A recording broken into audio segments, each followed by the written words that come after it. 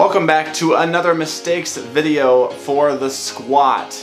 This week we're going to cover rounding over in the squat and how you can fix that to make for a stronger squat, so stick around.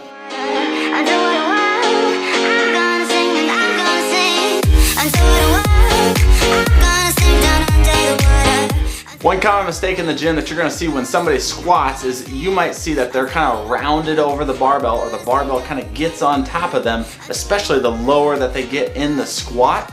And sometimes people might attribute this to the ankles. In this situation, we're going to talk about how the shoulders are the reason causing the limitation. This could be one of two things: a lack of mobility through the shoulders, or it could be a lack of strength through the mid-back.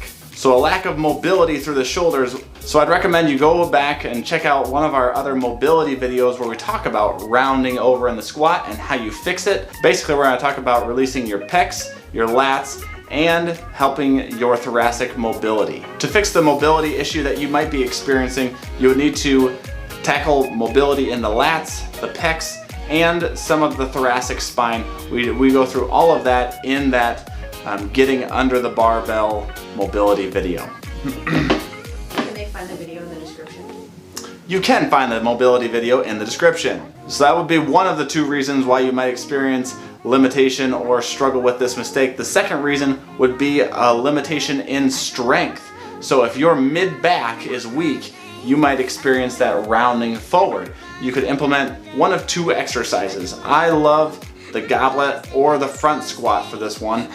It's gonna punish a really bad movement. So if you're doing a front squat and you're getting weak through your mid-back and start to round forward, it punishes you by yanking you forward. So you can't really progress that lift very well unless you attack the mid-back and make the mid-back much stronger. The second exercise I love for this one is a safety squat bar squat. The safety bar is a great tool to use because it puts your shoulder at a really neutral position.